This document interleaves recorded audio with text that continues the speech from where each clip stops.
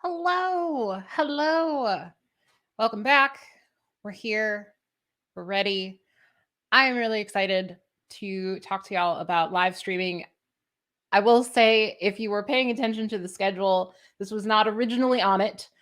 We had, when we changed from our original date, I was it was wonderful that most of our speakers were able to come with us, but we had one that was unable to, and so I'm filling in.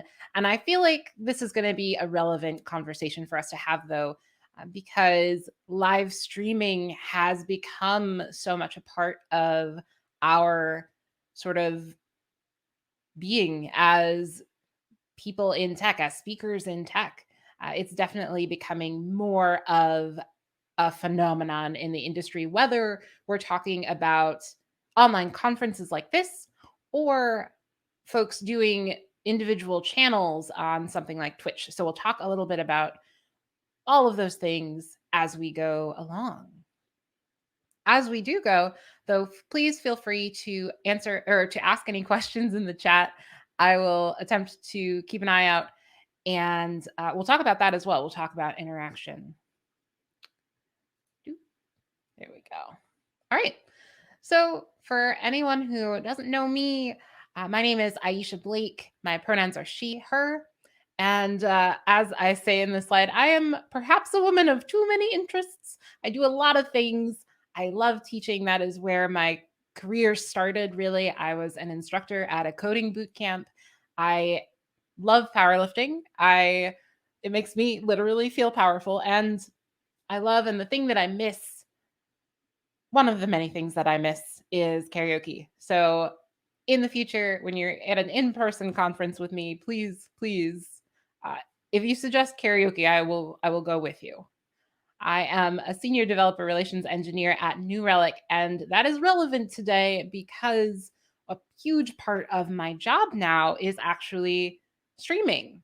I stream on Twitch as Aisha Codes, and that has really been wonderful for me. It's been a wonderful way for me to connect. Like I said, my background is in education.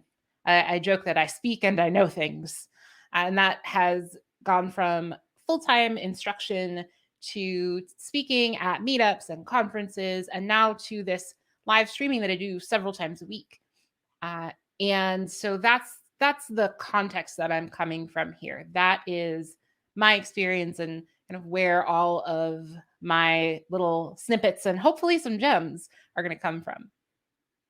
So the plan for today is that we are going to talk about sort of why we stream, what sort of avenues are available to us. And yes, if you're looking at the chat, you might have seen that Henri just said the Relicans. The Relicans is the team that I'm part of, the developer relations team at New Relic. We are called Relicans, and our little mascot is Ellie the Pelican. She's very, very cute. So why stream? We're going to talk about how and why and all of those things. Then we're going to get a little bit technical. We're going to talk about some of the equipment that you might need and sort of ways that you can set yourself up for success as you stream.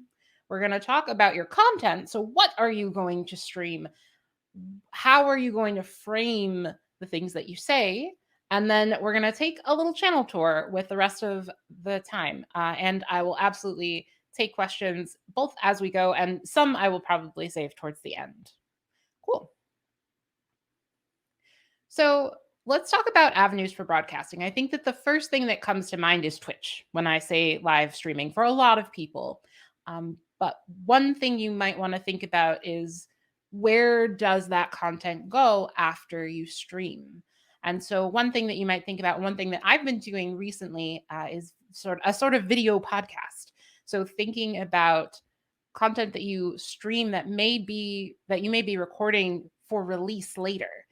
I record as much as I can, but you might specifically have, say, a segment that you do on a weekly basis that you want to record. And so an example that I can take from my own channel is that I do something called Teaching with Aisha.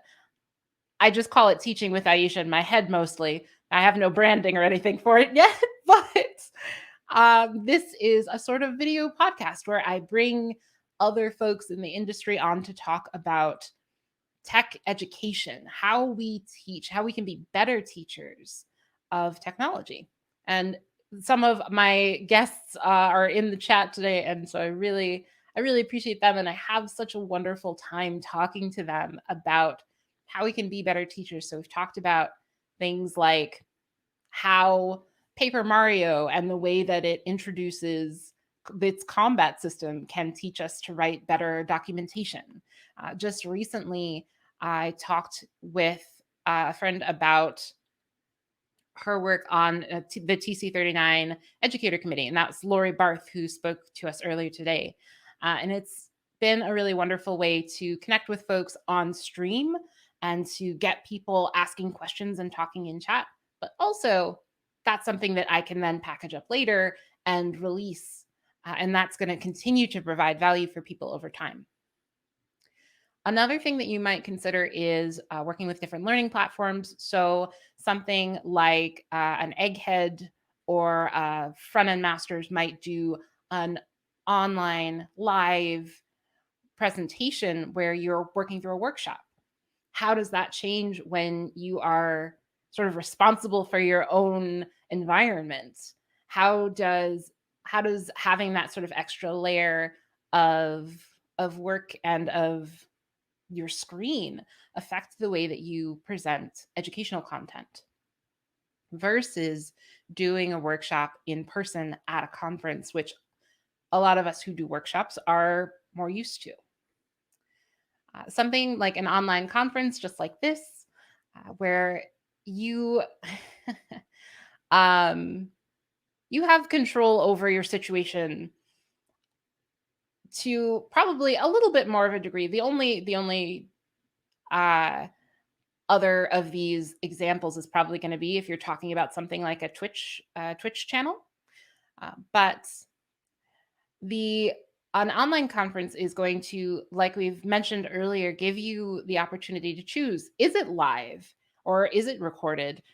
Do you want to and kind of you have the authority. You're able to choose your content, and then you don't have to touch it afterwards. That's someone else's problem. They're going to make sure that there are captions. They're going to make sure that it gets released in a way that's accessible to people. And then you may find that you are asked to do this last one, a webinar or some other content that you're creating for potential clients or customers. And that may or may not involve actually responding to audience members. And we'll talk about that interaction as well. So my question to you is, why do you want to stream? What is it that is attractive to you? And what are you trying to accomplish with your stream? Now, I say that, but I want to stress that it's totally fine if your answer is, it looks like fun. It is. I think it is. I have a really great time. I miss people, and I love streaming because it gives me this opportunity to connect with folks that I can't see anymore. It is a really wonderful way for me to connect with a new audience. So I do a lot of educational content, and so it can be hard for me to understand what is really the most effective for people and what people want to learn. And so it's wonderful when I can have that really direct connection with people. I can have them come to my stream and ask me questions. And I can bring my friends onto my stream and have them talk about the things that they're really passionate about, really that they really have expertise in that I maybe don't. And I love that about streaming. And I think that I hope that this is a really low pressure situation. I don't want to say that, we must stream. It is the new frontier. Everybody should try it. If you're comfortable, if you think it looks like fun, if you think it's going to be valuable to you and your audience, I absolutely recommend that you give it a shot, though. So I'm going to do a quick start guide here to streaming, and I'm specifically talking about equipment here. I think that one of the barriers to getting started with streaming is that there is a lot to figure out, and you can absolutely get bogged down in decision fatigue and not actually get started. I know that I had that problem for a long time. I saw people doing it and it looked like fun, and I was tempted to try it, but I didn't know where to start. I didn't know what equipment I needed. I didn't know if it was going to sound good or look good. And so for a long time, I just put my energy into other things. So I'm going to break this down into equipment, space, and software, and we'll go from there. And this says, my slide says what you'll need, preparing your recording environment, but this is inclusive of recording. So we're going to spend most of our time talking about audio because for me, that is both the most important part and also the trickiest to get right. So with your computer setup, this depends largely on what you're going to stream. So if you're doing something that's really heavy on graphics, you're going to need to choose your machine based on a lot of different things, but particularly the capacity of your GPU. Your I Someone can correct me if I'm wrong, but I think it's graphics processing unit, something graphical processing unit, one of those. And so your laptop, at least to start, is probably going to be fine. I am currently using a really tricked out MacBook because my boss is a little bit extra and he bought my team a lot of stuff to help us put out really clean streams. And I'll also talk about the mic that I'm using right now. But for starters, just getting stuff out there, you are probably going to be able to make a PC work. You're going to be able to make a Mac work. It's going to require a little bit of trial and error to see kind of where your threshold is. And you're going to want to make sure that you're putting as little stress on your system as possible, especially if you're not using a machine that you bought specifically to stream with, or with that in mind. So when we talk about video, honestly, I think that it's wonderful. I'm talking about that connection. I think it's wonderful to have really great video that allows people to see your face, if um that makes it possible for people to see your face and to connect with you in that way. But it's not necessary. If you don't have a camera, or if you are unable to light your place properly or at all, if you don't want to share your background and you don't feel confident that a green screen is going to work for you, if you don't have a green screen, all of these things, I wouldn't worry about video, at least to start. But if you are interested in using a camera, then I would recommend starting with a little Logitech one. This is this is one that I started with and one that I still use when I stream from my gaming computer, because I'm that kind of nerd and I have a gaming computer. But Logitech makes some really good uh, webcams that are priced around anywhere from, I think, I'm going to mess the prices up, but I believe the one that I have, it was around $100. It might have been less though. I am going to talk a little more about microphones though. In my opinion, the microphone is going to be the sound quality, not even the microphone, but the quality of the sound for me is more important than the quality of the video.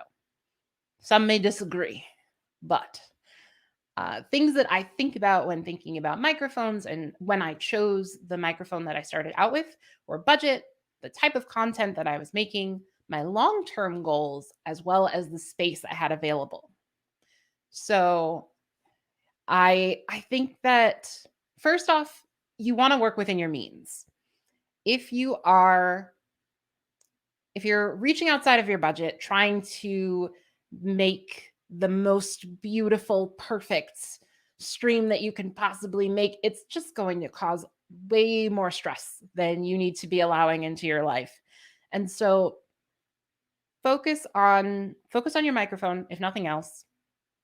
Make sure the sound is as good as you can make it. And that's both a product of the microphone that you choose and the settings that you set in your audio software or your broadcasting software. And we'll talk a little bit about that as well. But the point is that you want to be living within the bounds that you set for yourself. So next up is the type of content that you're making. Are other people going to be involved? And are you going to need to record multiple audio sources? And so that comes into play a little bit more when we're doing in-person things like a podcast, or if you're bringing something to a physical conference. But it's also a concern if you are going to be bringing people onto your stream, like I mentioned with the Teaching with Aisha segments. I needed to make sure that I had a way to both bring in my microphone, their audio, and then caption all of both of those sources. And we'll talk about captions as well. So long-term goals. So do you see yourself maybe diversifying that content? Are you going to maybe want to upgrade your microphone or optimize for something else later? Do you need something that's more flexible? And then your space. Again, how much space do you have? Because some of these solutions are going to be really compact and some of them are going to be huge and ridiculous. And so you've got to really weigh all of these different things and decide which are the highest priority for you. So two kind of large buckets for microphones. You have the USB and XLR microphones. This is the way that I think of them, and I'm not really an audio person. Kurt, our producer here, is definitely more of an expert in all of these things, and I highly recommend that you go and follow him. He's the worst dev on Twitter. But for USB microphones, they're typically going to be a little easier to set up. It's going to be a kind of plug and play situation. They're going to generally have a lower upfront cost, and they're going to be a little more portable. An XLR microphone, on the other hand, might be of higher quality. You can get really great sound quality from either one, so don't worry about that. But the higher the quality of the microphone that you buy, the longer it's going to operate as expected. And with an XLR microphone setup, you're going to have a little more flexibility. You can swap parts of it in and out as you grow and as you decide and as you figure out what you need, in a way that most USB microphones are going to condense all of the different parts of your setup into one piece of equipment that you then are going to have to replace entirely if you decide to change the way that you do your audio. So like I said, if you do choose an XLR mic, that's not the only piece of equipment that you're going to need. If you have a microphone, if you've ever seen a microphone cable, let's say you're going to a karaoke event, or maybe a little more accessible, or a little more, I was going to say approachable, but maybe a little more universal. There we go. That's it. Maybe a little more universal is a concert. And you've seen, or maybe you've even held in your hand a microphone cable, and that is not going to be able to plug straight into most of our computers. Maybe there's somebody that has one. But what you can do is then set up that microphone to connect to a couple other pieces of equipment that are going to convert that signal into something that your computer can understand. And so what I'm using right now is a Focusrite interface that takes in my microphone sound and it converts it into something that my computer then patches out and broadcasts. So this is my first mic, the Blue Yeti, which you may have seen. I feel like it's kind of a go-to like beginner podcasting microphone. Mine is literally blue, and I I really enjoy it. I think that it provides a much better sound than the microphone I used prior to that, which was literally a headset mic, and it it made uh, it made streaming a lot easier for me. I can set it down, I can put it on an arm if I want to. It's pretty flexible and it's not so large that I can't carry it around with me. And I actually have carried it around with me to conferences in the past. Now, my fancy work microphone, which I'm using right now, is the Shure Sm7b, and it is much more expensive. It is a condenser microphone, and it then requires. Let me see. All right, I'm moving too fast. Moving too fast for me. It does require a preamplifier, and so that is going to bring up the sound because it's naturally very quiet. And then I've piped that into my Focusrite, and so lots more moving pieces and a lot more money. I did not pay for this microphone myself, but I love it. Ooh. Yep. And I see that we have a question about moderation and kind of dealing with the live nature of live streaming. And we will absolutely talk about that later on.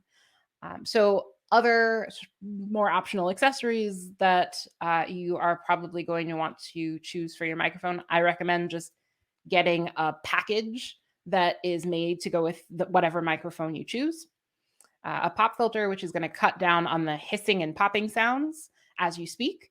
Mine came with one. It's a sort of fuzzy cover that goes over the mic. A boom arm, which is going to hold your mic in position that you can rest that you can either clip it to your desk or you can rest it on the floor.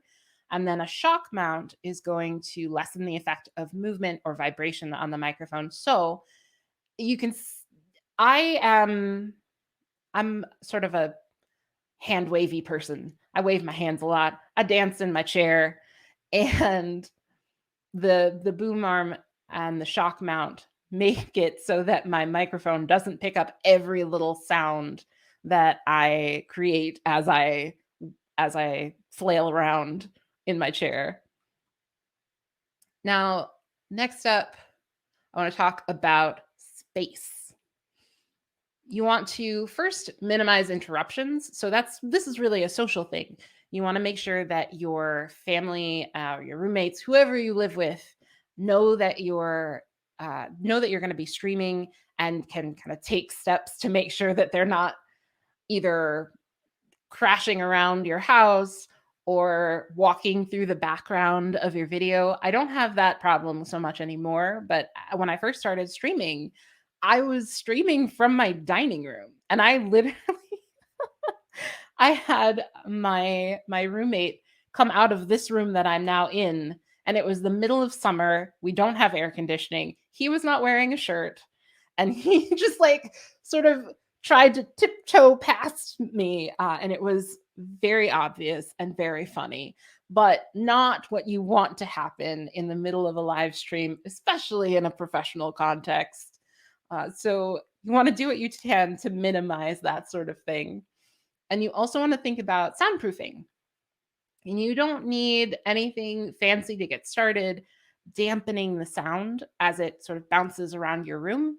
I have not done a great job of that in this room yet, but we work on it, we iterate. And so things that you can do short of actually buying soundproofing for the purpose, you can hang blankets in on across the hard surfaces in your room, as well as I've seen people like store things like mattresses in the rooms that they record or stream in, and that anything that's going to dampen the sound, anything soft that's going to dampen the sound. You have a whole bunch of options. Not there are a few wrong answers when it comes to creating your home studio, but you work with what you got. So that could be your existing work area, which is how I started. Like I said, in my dining room.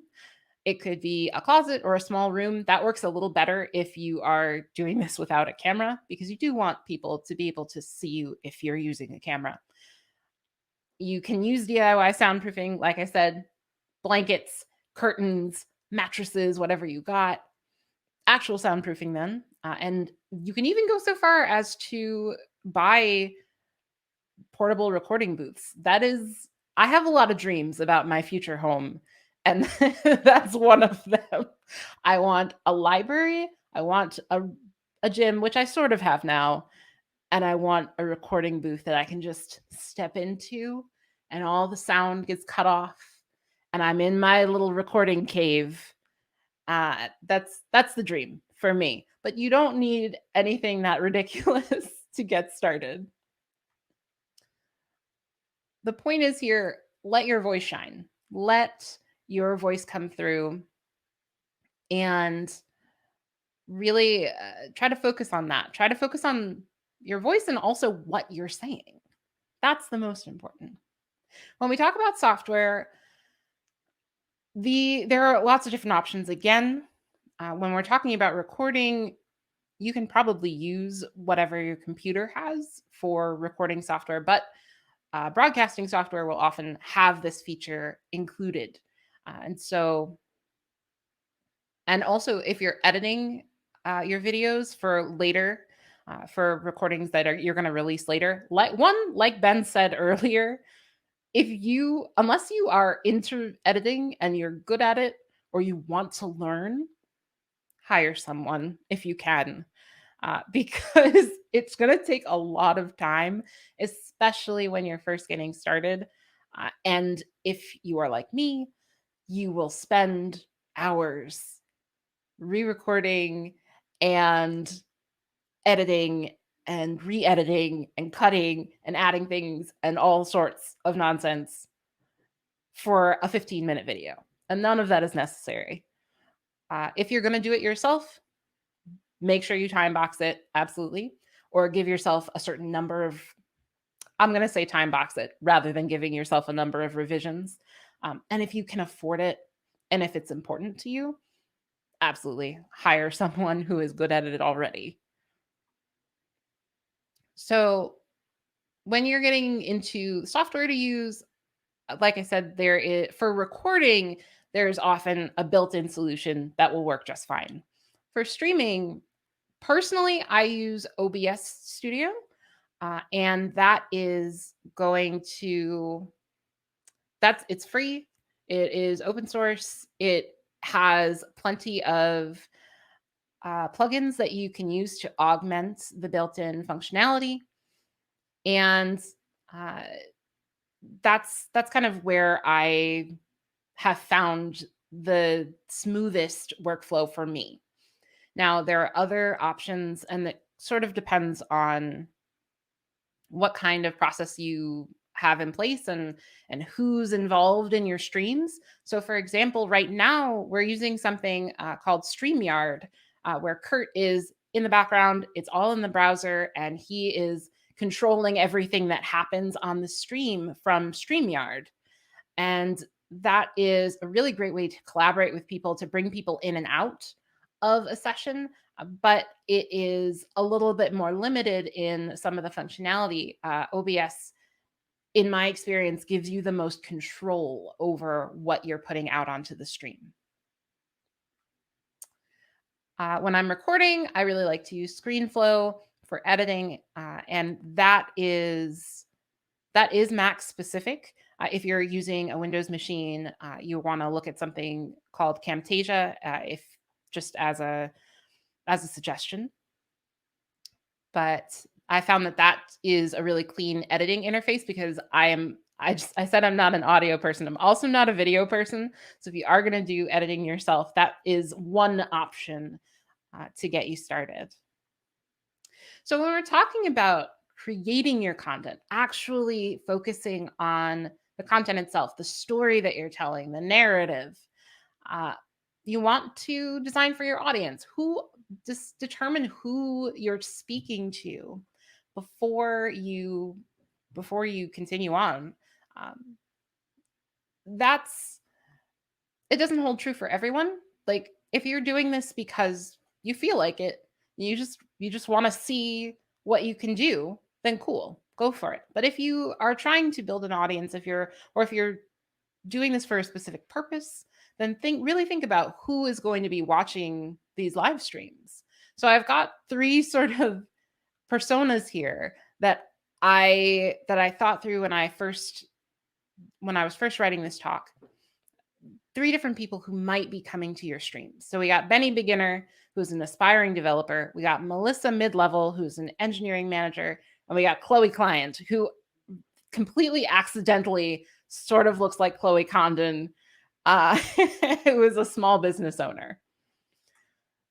So when you're thinking about your potential audience, the next question for me then is, what do they need? So for Benny, that might mean that he just needs to get started. He needs some direction. For Melissa, that might mean that she's looking for upskill training. Maybe she came in as a developer and she didn't really get that computer science background. Maybe that's what she needs out of her content that she's looking for. And maybe Chloe is looking for solutions to specific problems that she can apply immediately to her work. So then what are the learning objectives based on those needs? For Benny, maybe you're trying to make sure he walks away with fundamental skills that he can use to improve his chances of getting hired. For Melissa, that might mean new information that she can take back to her team and kind of continue to provide value. Chloe might be looking to balance self-sufficiency with her need to work on her business. So maybe she wants snippets that are going to help her get to the next point in her project, but she doesn't want to learn all of the background stuff. And so when you know who you're talking about, when you know what they need, when you know what you want them to walk away with, then you can step back and say, okay, I know all of these things. Now, what form does my content need to take in order to meet those objectives? For Benny, our beginner, maybe that is tightly scoped project-based lessons that are accompanied by public repositories that you can share and that he can then work through on his own. For Melissa Mid-Level, maybe that is you actually putting a course or a workshop together on Egghead. Maybe she goes to see and sees that, and that's the most effective for her.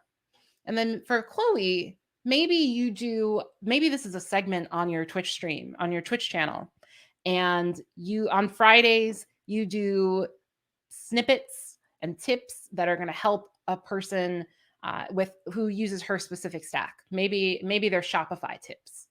And so then you're going to take those, get the recording, polish it up, and you're going to release those. And so that she can go back and reference them later.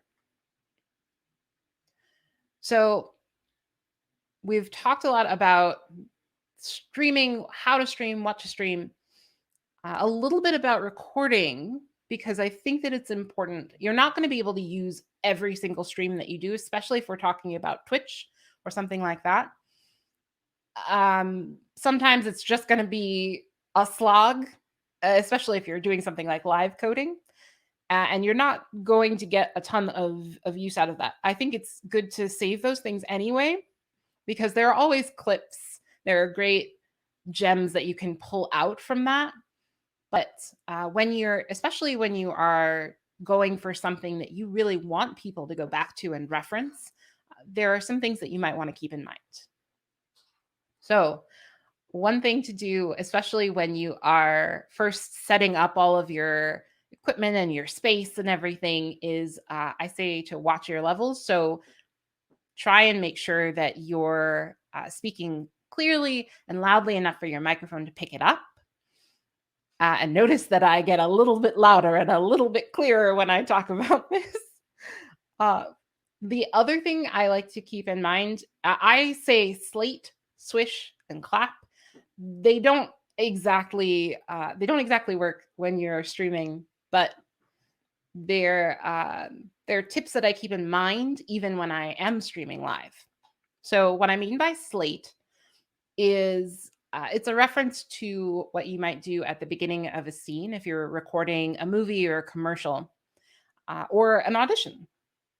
You stand up and you explain who you are and what you're doing, and that gives you a chance to create a reference for yourself later, so you can keep track of where you are in the recording. But it also means that you have something that you can use as a reference to line up your audio and video if in case something happens. Swish, I can actually demonstrate. So, as you're speaking, especially if you're doing this live and you don't really have a chance to take a break, you can swish water, ideally. So, literally, swish it around in your mouth, and you may be able to hear that my voice is now a little bit clearer. What I did was took some water and swished it around, specifically getting the water between my teeth and my lips. And that makes it a little bit easier for my whole mouth to move freely, and it makes it easier for me to speak more clearly. When you are recording, uh, and you know that you've flubbed something up, I like to clap. Some people snap. Some people use markers, and I'll talk about markers in a little bit. But the point is to give yourself a clear spot that you can that you can hone straight in on when you're going back in your editing process, so that you know where those flubs are, and it becomes a lot easier to locate them and delete them out later. If you're streaming, you can do the same thing with recording or with video markers, and those will allow you to give yourself a place that you can go back to. If you're on Twitch, you can automate this process, or you can have a moderator do it for you, have someone in the audience. I don't know if you can have someone in the audience do it actually, but we'll talk a little bit about that later as well. And I absolutely want to make sure that we talk about accessibility of your streams because it's so important. As we've already talked about, captions are an absolute must. Now, you won't always have the incredible luxury of having a human being actually caption your content. We are super fortunate to have Tess, as well as other captioners throughout all of the Global Diversity CFP Day streams, to caption all of the content for us throughout the day and throughout all of the different continent streams. It is fantastic and is the absolute best thing that you can do as far as captions go, to have someone actually physically listening to what people are saying in the context of the talk and captioning those out. It is fantastic. Sometimes, though, you will have to do automated captions. That's what I do during my usual streams. Is I'll have automated captions that take in what I'm saying and give an approximation in the form of captions. You do have both open and closed captions. So when you're streaming, you can either superimpose your captions on the screen, or you can hook into your platform's platform, but you can hook into your platform to use closed captions, which is what we're doing here. So if you're looking at the stream, or if you're on the stream page, immediately below the window where our stream shows up, there's a live captioning link. And so you can take that and you can go to the live captioning page, and you'll be able to edit the way that text shows up for you.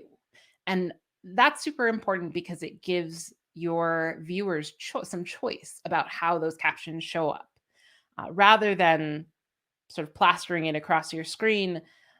It makes it, one, easier for you because you don't have to include it in the view of your screen. You can take that real estate back and use it for content. but it also means that you're not forcing a particular view on your users, and it's going to be a little bit more accessible because it's text and not just the image of text superimposed on your screen. Providing transcripts, also really important. Often, as Tatiana mentioned in the Caring for Your Audience panel earlier, often folks are going to want to read your transcripts rather than watching your video. And providing those transcripts, making them easy to access, is going to be really great for your audience. It's going to make it that much easier for them to participate and to kind of engage in the conversation around your content. And the last thing that I'll point out is I call it blocking. That's sort of a theater term to mean the way that you move through your presentation. But we want to try to avoid relying on pointing and words like here or this. So you'll hopefully notice that as I go through, rather than saying down here or up here, I'll say below the window where our stream is displayed, you'll find this. Trying to describe what and where rather than pointing or gesturing with your mouse. And point about distractions. Don't be like me and fill your screen with all kinds of stuff that is not relevant to what you are talking about. Make sure that you have as clean an interface as possible, and that'll make it a little bit easier for folks to focus on what you're saying and what you're trying to show them. I have some links which I will also drop in the chat immediately after this. But the microphone that I mentioned is the Blue Yeti, and ScreenFlow is the editing software that I started out with and that I really like. I think is pretty approachable. And then HappyScribe is one option for captions. I use Web Captioner, and I know we've got people bringing the resources together, so hopefully we'll get that to you. If not now, then very, very soon. The last thing that I wanted to do in the few minutes that we have left is to do a channel tour. I just noticed Megan say that desktop makes her feel seen. So we're going to do a quick channel tour. Like I mentioned earlier, I am Aisha Codes on Twitch. And let's see, can I pause this? I'll pause this. This is maybe going to be a little bit small, but I'll try and zoom in here. So the reason that I bring this up is I want to talk about your options for interaction and moderation when you are streaming. And I'm going to use Twitch as an example because it's a pretty well-known and definitely well-used platform for streaming. So when you are actually watching, and I'm not logged in, so we are going to do this. We are actually going to go and see. We're going to watch, and I'm sorry, Megan. We're going to look at a VOD. So this is a recording of one of the streams that I did previously. And when your viewer is watching you in Twitch, and I'll close this down, follow my own advice. I'm going to close out my little sidebar that's showing other folks who are live that I follow, other friends, and so on. And scroll down so we're not watching an ad at the same time. So when your user is, or when your viewer is there with you during a stream, they're going to have probably a chat window. It depends on what you're using, but in Twitch, they'll have a chat window and they'll be talking with you through that chat window. But that's going to be your primary form of interaction. You're going to be talking with the chat and kind of keeping an eye on chat, hopefully, so that you are able to really communicate with folks in as close to real time as possible. And let's pull this back up. There we go. There's me and Megan. My hair looks really wild, even more so than today. I've also frozen that so that I'm making a strange face, but we're not going to worry about that. Other things that are going to be really great for interaction are, but can also get distracting, are things like alerts. So that is going to allow you to celebrate when something happens in the channel. So when someone follows you or when someone subscribes to your channel, whatever it is, when someone raids, uh, those are all going to be events that you can hook into to and incorporate those into your stream. I personally I'm working on a thing where I do like a little song when someone subscribes. I haven't decided what that song will be yet, but I think it'll be fun when I figure it out. Um, the other thing is that you are going to want to make sure that you are moderating your content. So, in an ideal world, you'll have other people who are there moderating your chat for you. But Twitch and any streaming platform that is worth its salt is going to provide you with tools that allow you to moderate the chat. I have a whole series of blog posts about how to moderate online events, and I think it's really important to make sure that you have a process that works for you and your channel, and that you communicate that with the people who are going to be helping you moderate. Uh, Things to look for are the ability to mute someone, which means to prevent them from speaking in the chat, and also to ban, so to keep them from posting at all in your channel. These are things that we can do in Veto as well. We're able to kick people, we're able to mute them so that there's not that harmful text isn't perpetually uh, injected into the chat. So I'm going to come back here real quick. We have just a few minutes. And I want to make sure that we leave a little bit of time. Yes. I'm like looking past my boom arm, which is another reason to keep it a little bit minimal. I now have to like do a sort of sideways thing to make sure that I can see my screen. But yeah, if there are any questions, I would love to answer those in the last few minutes that we have. Yes, Nitya, this was a little bit last minute. You can see that I just dragged my screen into the one that I'm sharing. So another pro tip, multiple monitors, and also keep things within their own monitor. But yeah. And Kurt mentions you can add moderators, you can add followers as moderators on Twitch, and that Apollo does that on their channel when they have events. So that's a really good point. You can, and this is all up to you. It's flexible. You can change your process. You can grant and you can deny access as you see fit and as is best for your community.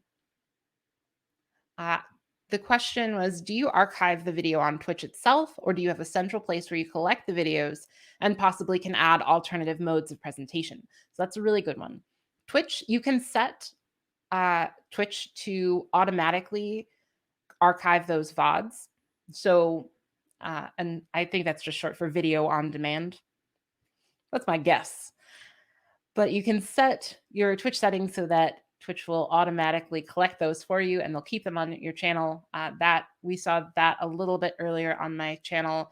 All the videos there were just Twitch saying, "Hey, this happened on our platform," and you can go back and you can look at it.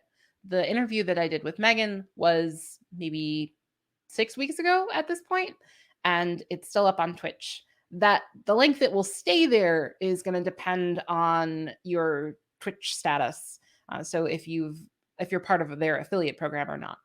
But what I recommend if you do want to keep recordings is that if you have the ability, download them. But if not, keep them somewhere else. So you can export them to YouTube from Twitch, and that will, even if you don't publish them, that will at least give you a place where you have those recordings and you can do stuff with them later. Yeah. I'm so glad that hopefully live streaming, at least for some of you, doesn't feel quite so scary. Yeah, and the last question I'll do before I introduce our next speaker, or before I take a break and introduce our next speaker, is the question about window setup. What does your window setup on your monitor look like when you're streaming? So I like to keep my broadcasting software on one monitor, and anything else that I need. So I'll keep the chat in its own pop-up window, and I'll also have a preview of what I'm broadcasting and any other things I need. And then the stuff that I'm actually sharing, if I am sharing my screen, is going to go on a monitor by itself. So I want to thank you so much for sticking with me here. We're going to break.